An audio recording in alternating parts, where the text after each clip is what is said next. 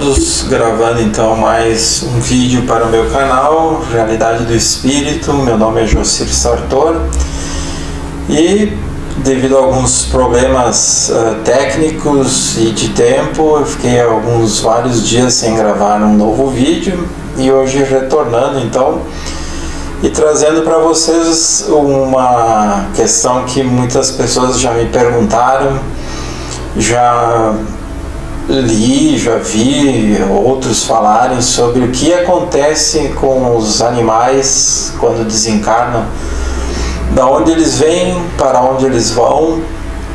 Então hoje em dia, mais que nunca, as pessoas se apegam bastante aos animais no seu dia a dia e de uma forma de grande apreço, de grande amor. E é claro, né, assim como é com o ser humano, as pessoas também querem saber onde é que os seus bichinhos terminam indo após desencarnarem, né? E o que se sabe?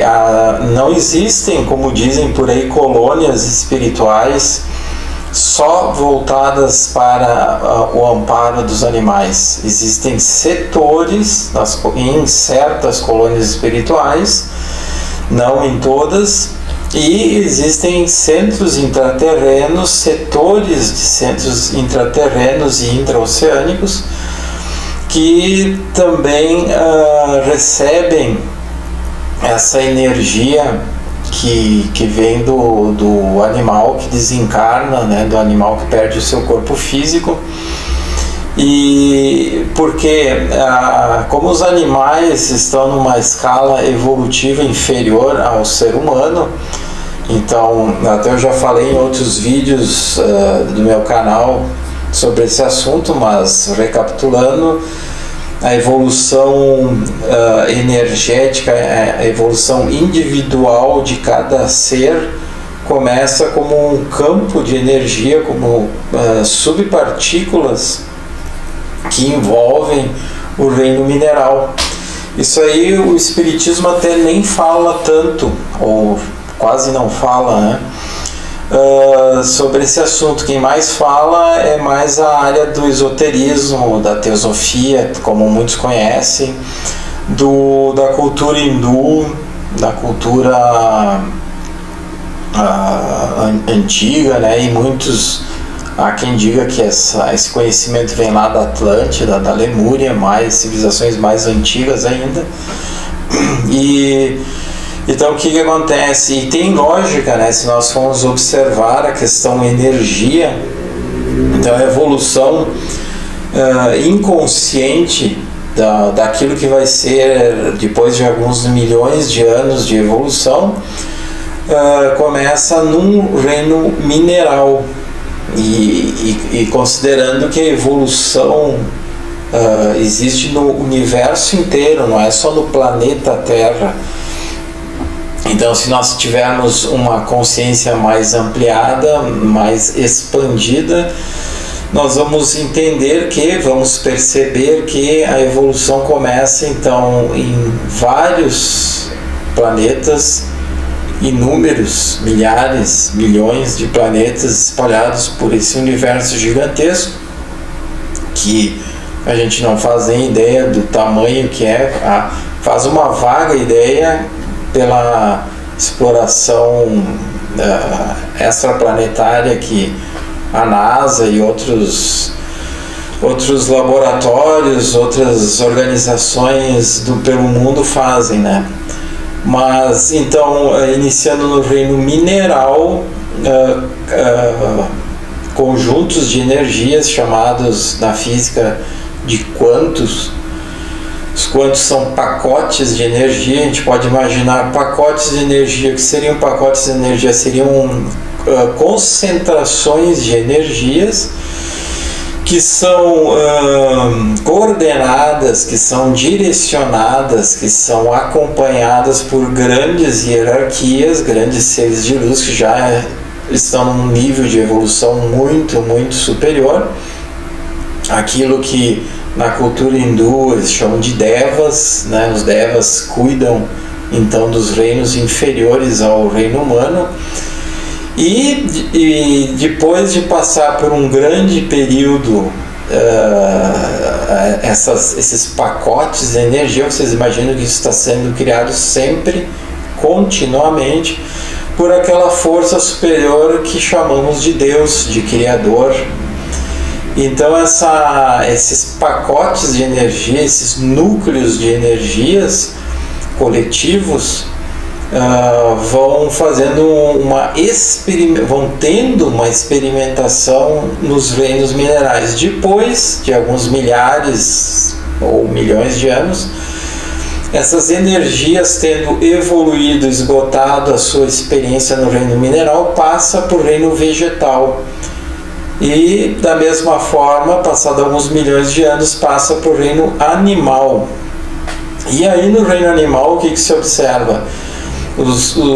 Dentro do reino animal, os animais mais evoluídos, que já têm um grau que começa a se distanciar desses núcleos, desses pacotes de energia, que os hindus chamam de alma-grupo, as almas-grupo, que embarca, que abrange várias categorias de animais. Por exemplo, os insetos, é óbvio que a gente percebe que os insetos têm um nível de evolução muito inferior se comparado a um cachorro ou um gato, que é a categoria dos mamíferos. Então, por quê? Porque a energia, esses pacotes, esses núcleos de energias que sustentam o tipo de animal inseto ainda é bastante pouco evoluída dentro do reino animal. Mas se nós pegarmos os mamíferos, a gente vai perceber que já tem uma evolução muito grande ali. Tanto é que a gente percebe, né, os animais que são ferozes, que são tímidos, que são calmos, que são tranquilos, que são mais dóceis. E por quê? Porque não é só questão de dono, os donos passam isso, passam aquilo. É uma questão daquela extensão daquele pacote de energia, daquela extensão daquele núcleo de energia, estar vivenciando uma experiência num nível e no outro. Então os animais, conforme vão evoluindo, eles vão manifestando também o início de uma individualização de consciência. Então eles têm bastante instintos, muitos instintos, e eles começam vagamente a despertar sentimentos ainda primitivos, mas que nós humanos já percebemos neles esses sentimentos, que são, como eu disse antes, de serem mais carinhosos, mais dóceis, ou mais agressivos, ou mais medrosos.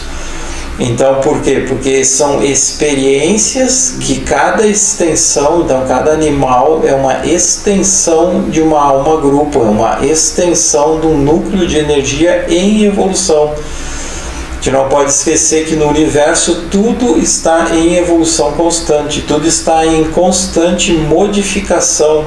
Isso aí até a própria física quântica fala. E as religiões, as filosofias antigas, que nem as filosofias chinesas, hindus, e por que não as egípcias, as maias, astecas, incas, já falavam desse conhecimento, cada uma colocando da sua forma, mas em suma falando da mesma origem, da mesma sequência evolutiva. E como eu disse antes, conhecimento esse que já vem lá da civilização lemuriana e depois da Atlântida, e que passou para as civilizações que a gente conhece hoje em dia. Então o que acontece? Quando um animal reencarna, quando esses pacotes de energias coordenados pelas hierarquias responsáveis por esse desenvolvimento determinam fluxos dessas energias coletivas, são os animais que vão se manifestar aqui no plano físico. É uma formiga, é uma mosca, uma aranha, é um pássaro, nas suas inúmeras variedades de pássaros, é os mamíferos, então nas suas manifestações inúmeras também, sendo que os mamíferos, como comentei antes, são os mais evoluídos. E aí, quando chega no nível dos animais mamíferos, eles tendo já uma evolução superior aos outros animais, porque eles foram adquirindo, esses núcleos de energias foram adquirindo experiências, foram adquirindo conhecimento, foram desenvolvendo instintos e um sentimento ainda no nível primitivo, se comparado com o ser humano. É claro que muitos poderão dizer assim, mas tem animais que são melhores que o ser humano, tem seres humanos que não prestam para nada, que só fazem o mal. Mas na escala evolutiva, na questão, no quesito consciência, na questão de desenvolvimento, a gente vê que os animais, por exemplo, eles não conseguem fazer uma soma, eles não conseguem falar, eles emitem sons, mas o papagaio até fala, mas ele na realidade só repete o que ele ouve. Então ele não elabora um pensamento, ele não elabora um sentimento determinado, ele não tem noção do que é uma conexão mais profunda com o outro. Eles têm noções primitivas do que é um núcleo familiar, do que é um outro animal. Eles se ajudam entre si, como a gente já viu em vários vídeos por aí, mundo afora. Mas para conseguir elaborar um pensamento, para a pessoa, para algum ser elaborar um pensamento, um sentimento no nível mais evoluído, tem que haver uma evolução, tem que haver a formação dos corpos sutis correspondentes. Então, na realidade, o reino animal, ele vai fazendo a sua evolução e depois de muito tempo, alguns milhares de anos, eles passam para um reino intermediário, que eu acho que alguns já ouviram falar, que é o reino elemental. Então, no reino elemental, eles vão fazer uma ponte transitória entre aquilo que eles já foram, animais, e passam para o reino hominal pela primeira vez. Então, em planetas primitivos, como a Terra já foi, o ser vai reencarnar sempre sob coordenação das hierarquias. Nunca podemos esquecer isso. O ser vai reencarnar, ele vai ter a primeira encarnação no reino humano. Então é óbvio que esse ser humano vai ser muito primitivo, ele vai ser muito mais animal do que homem, do que um ser mais evoluído, né? E ele, por quê? Porque ele vem de um reino inferior, ele vem de um nível ainda pouco desenvolvido, ele está dando um passo pela primeira vez. Os seres, as hierarquias estão ajudando aquele núcleo que antes fazia parte de aquela partícula, melhor dizendo, que antes fazia parte de um núcleo, aquela alma-grupo. Pela primeira vez, uma alma, um espírito está se individualizando. E nisso, as hierarquias fazem o que? Elas ajudam nesse processo de individualização, que é extremamente complexo, que a gente só tem uma vaga ideia do que seja isso. As hierarquias terminam ajudando para que se forme, antes de haver o primeiro encarne no reino hominal, se forme pela primeira vez os corpos sutis. Então vai ser formado pela primeira vez um corpo astral individualizado, pela primeira vez um corpo mental inferior individualizado, pela primeira vez um corpo mental superior individualizado, pela primeira vez um corpo búdico individualizado, pela primeira vez um corpo átmico individualizado e pela primeira vez vai existir um espírito primitivo, que muitos conhecem como mônada. Então essa mônada, sob a tutela, sob os cuidados, sobre a ordem, a ordenação, né, das hierarquias maiores, vão ajudar esse núcleo que fez toda uma evolução lá nos reinos inferiores por milhões de anos, vai ajudar a se individualizar. Então, quando um ser humano primitivo, em algum planeta primitivo como a Terra já foi, como a gente costuma dizer, os homens das cavernas, né? Por que os homens das cavernas eram muito parecidos, como inclusive a ciência fala, mostra, né? Muito parecidos com macacos, em gestos, em barulhos, em aparência, porque realmente um núcleo individualizado da alma-grupo não poderia se manifestar de cara num corpo humano evoluído. Então ele tem que fazer gradualmente uma escalada evolutiva, e aí no reino humano ele vai, através das várias encarnações, vai adquirindo a sua evolução e vai aprendendo, vai superando a sua inferioridade. Então o animal, quando desencarna, principalmente os animais mais evoluídos, como os mamíferos, eles eles voltam para a alma-grupo, mas essa alma-grupo já é uma alma-grupo mais evoluída, é a alma-grupo onde é composta pelos mamíferos, e os mamíferos então formam uma classe, como a gente conhece aqui na Terra, pela ciência, né? Formam uma classe individualizada de alma-grupo animal, por ser mais evoluída. E aí tem inclusive a experiência aquática, né? As baleias, os golfinhos, enfim, toda aquela parte dos mamíferos mais evoluídos que também fazem sua experiência evolutiva na água.